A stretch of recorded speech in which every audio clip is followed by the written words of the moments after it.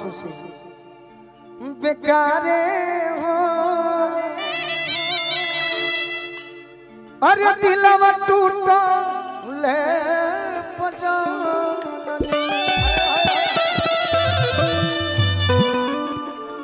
अब जितना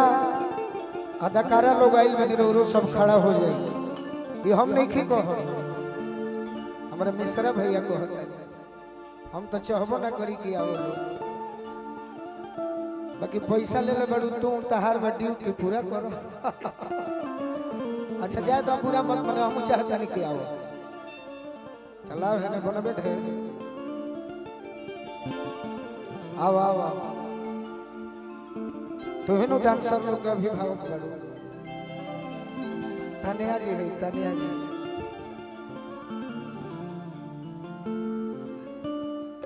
बैठ जाओ है गीत हो जानते बड़ो अभी मरला के बाद बोलू मोरी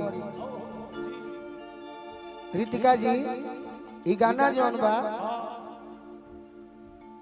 हमारा मरला के बाद ही गाना मोरी चाहे नहीं हो मोरी बनो रहो फिर खड़ा हो गए लो वीरेंद्र भैया तनी देखियो ने पीछे वाला लेवल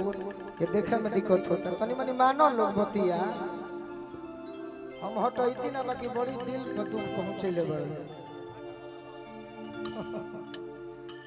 का है प्रोग्राम होता के कर अब फोटो डाल देता लोग फलाना का बदनामी में बा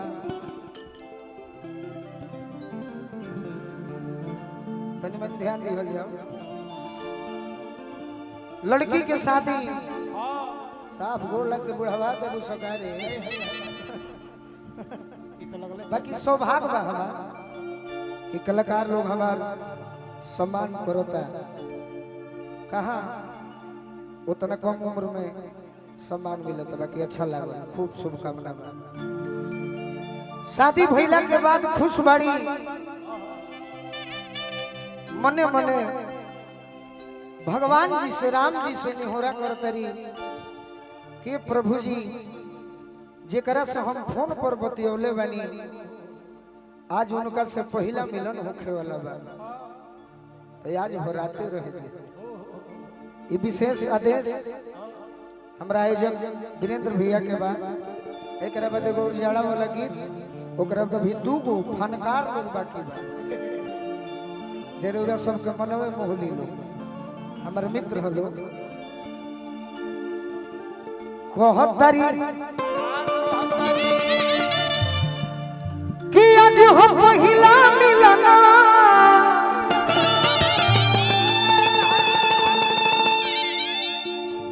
मिलल सजनी के सजनवा हमारे अंग अंग गुलाब नियन खिलाल बा बदनवा सोनी सोनी भागवा जन बिहान मुखे दी।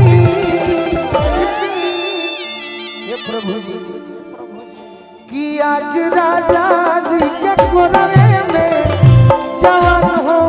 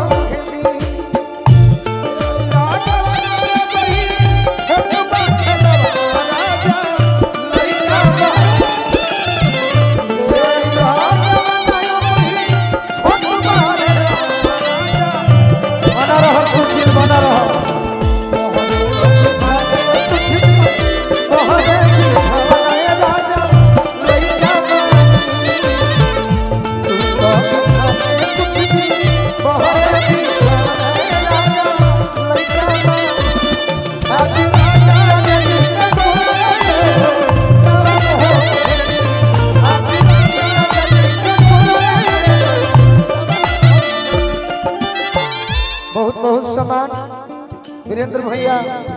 हमरा मिश्रा भैया जय प्रकाश भैया के मिलन बार बार प्रणाम करब आशीर्वाद के प्रतीक्षा बा।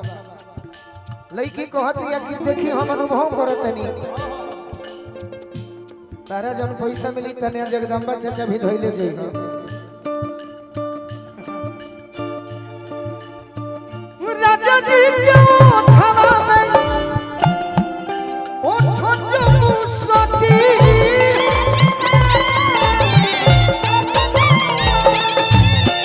भूख भूख बड़ी हमरा दिलवा के मोती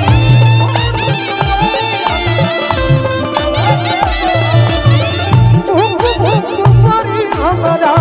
दिलवा के मोती रात भर लफक के दरियावे में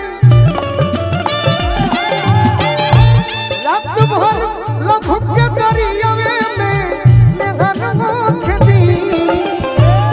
आज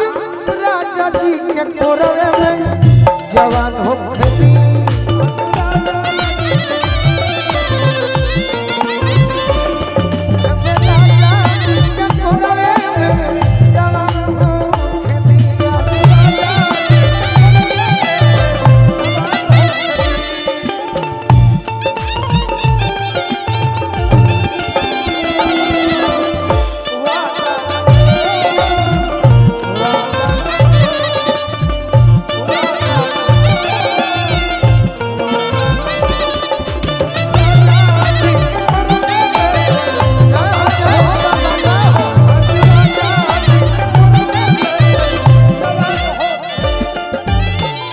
और का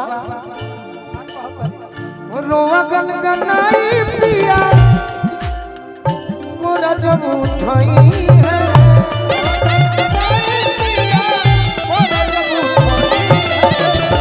स्वयं मनोज हमार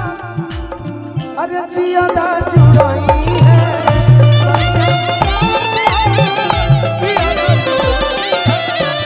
हकुरा मनोज हमार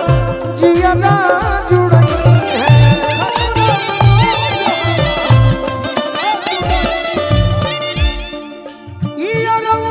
बोलू राजा के